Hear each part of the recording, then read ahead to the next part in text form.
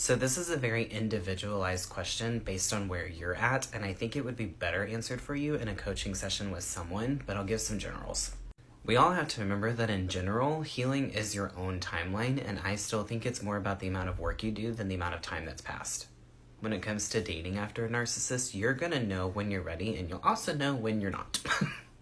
For me, I thought that I was ready and started dating way too soon, and it was disastrous. And then when I thought I still wasn't quite ready, I met my now partner and realized, like, okay, I might be willing to give this a shot. Now, the other thing to keep in mind is no matter how much healing you have done, when you get into a new relationship, you are going to get triggered. So the key is to recognize the triggers and communicate them. Oh, sweetheart, this makes total sense. I remember when I found out about the cheating specifically, I remember telling my friends that I felt like I was stripped down to nothing. I think when you go through such deep levels of betrayal from somebody, it really does feel like everything has just been stripped from you. Everything that you thought was reality, everything that you wanted to be reality, every future plan that was faked to you, that you were really holding on to, it was all just a lie. And that 100% makes you feel stripped down to nothing, or a blank slate, like what you're saying. But the great thing about blank slates is you get to start over and make it whatever you want. So paint your life as the picture that you want it to be, and that's your only focus now. So first of all, I just want to make sure that you know it's okay that you have walls up. That's a natural response after something like this. So there's nothing wrong with you.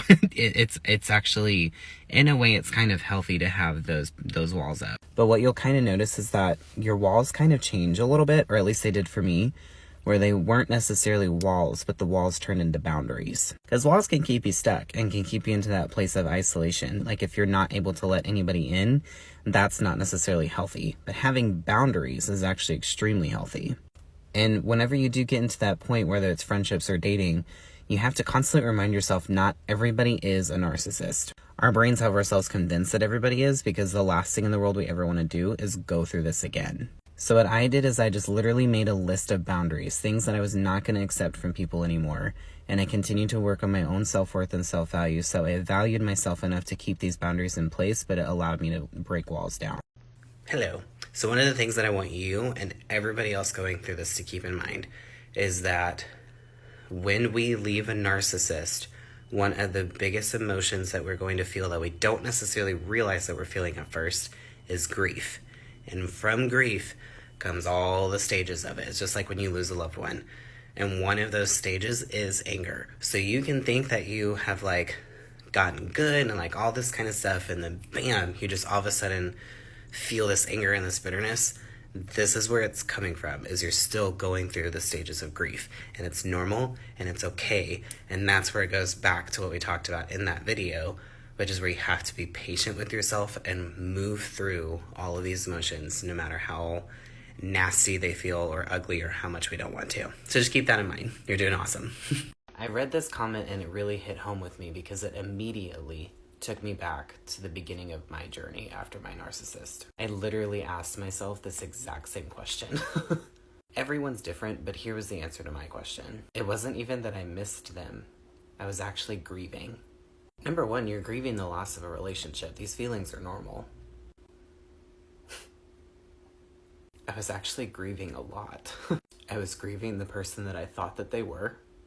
I was grieving the life that I thought I was building.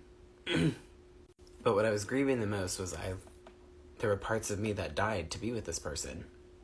And I get emotional talking about it sometimes because there are parts of ourselves that we never get back after this. But that's actually one of the best things about this. Because if you do it right and you put in the healing work that it takes, the person that you become never puts up with this kind of bullshit ever again from anyone.